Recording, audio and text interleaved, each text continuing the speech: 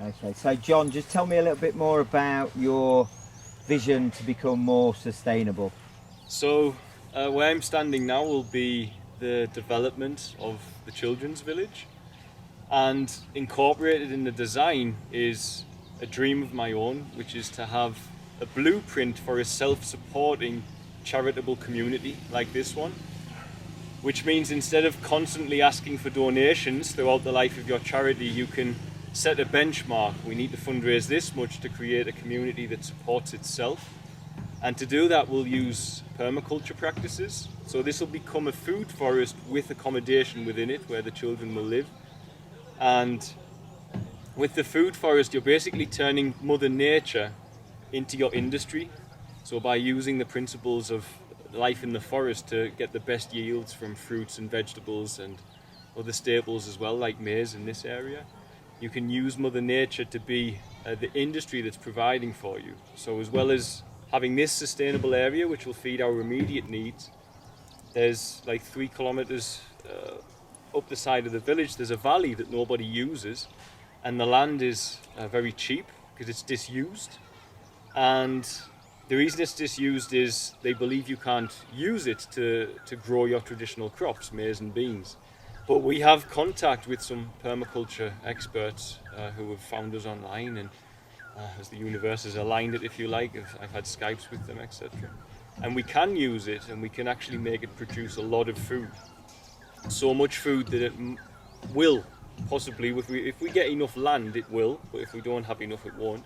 If we get enough land, it will produce enough food to feed everyone, but also to sell excess at market, which will help support the medical care, the maintenance for the water and for solar power, and let us take the further steps to becoming completely off the grid and completely sustainable.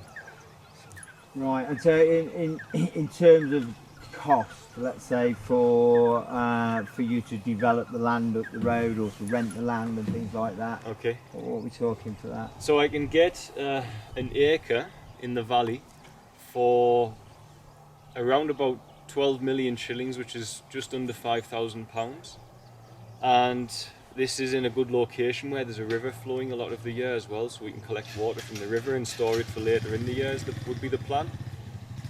Developing the land itself is very cheap because you use the local persons who are supporting. I mean, we have the families and guardians of 600 children in the fund who are all looking for ways to eat ultimately a lot of the time. So we can bring them in to work at the food forest, and then other than that, it's small costs like putting a fence around it so as it's not free game and everyone just comes and takes your food as and when sort of thing, and security, and possibly some simple, which we might not think of, solar powered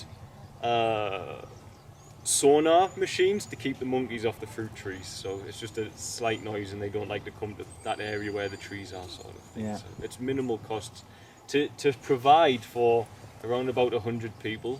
We can do it with 3 acres.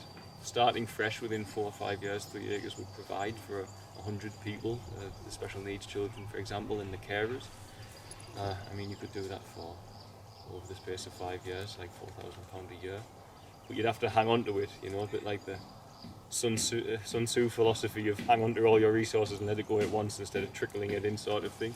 You have to build all that up over 4 or 5 years and do it all at one time, so as all those acres would work in line with each other. So. Right. Well, it certainly sounds the way forward to go as far as becoming self-sustainable. You don't know what funding you're going to get through the door from day to day. So if you know that you've got potential of creating your own funds here in Tanzania, then it's a safer way to go about things, isn't it? And I'm sure you've experienced closures of certain children's homes and things even in this area. Yes, it happens. You know, people just stop funding, or maybe directors of charities in the West pass away and it just no one's holding it together anymore. So I've always said, all these children every morning I wake up with, I know they're dependent on social media, totally dependent on my interactions with social media and the grace of God. You know, this is ultimately what's going on. I'm just a bridge, it's not my doing, but I'm just bridging, I'm being their voice online. But if anything happens to me, or something along those lines, and I'm no longer able to be the voice, or Fritzi can be the voice either, my fiance, then what happens is always in the back of my mind constantly, which is where it's a necessity for me that we get the permaculture and agriculture going. So there's always a fallback plan. If everyone in the community is educated and something happened to me, and I couldn't be in the country, or heaven forbid I pass away or something like this, at least everybody will be educated, will know what land they've got, what processes to go through to make sure every year they've got food, enough to eat, enough to sell, to have the medical care, which is a lot for disabled children obviously, and also enough for the maintenance of the solar power, and hopefully if we get a hole dug here, borehole, then the upkeep of the solar pump and stuff like this as well. Yeah, I guess it's all a skill set that the local people have as well. They've still got being able to grow their own. Absolutely. It's just part of the culture still to this day, isn't it? Absolutely. So it's not like you're leaving them in charge of some machinery that you've got to be skilled in a certain way to use. Exactly. It's something that's just within them, isn't it? It is. Our gardener has a lot of automatic permaculture knowledge, you would call it. It's just his knowledge of local farming and how to retain water, how best to plant things. But we introduce new concepts and ideas and how they work as well. For instance, they grow maize and beans here. Last year we rented land from the village here, and we planted using a Hopi Indian method, which I'd done a lot of research on, called the Three Sisters. And we were bringing that to the area to show people, it's great, you can grow your maize, you can grow your beans so it climbs up the maize, but then if you add squash, the leaves from the squash keep the moisture in the soil in bad rain, if there's bad rains.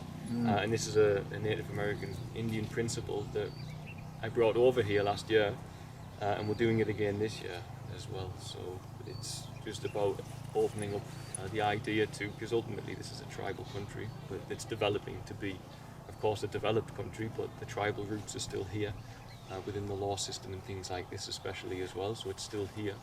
So it's just showing them how other tribes did it in other parts of the world, because getting back to that, I think, is where the answer there, because we can't just keep abusing Mother Nature to progress our lives. We need to find a way to progress our lives but nurture our home at the same time, which is what we're trying to introduce here. But I mean, most persons are very in tune with that anyway.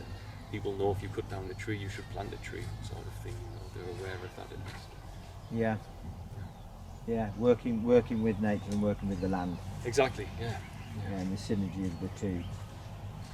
Yeah, great. Okay. Well, yeah, wish you all the luck with that, John. We're certainly behind it. Awesome. Thanks a lot, Johnny. Great. Cheers.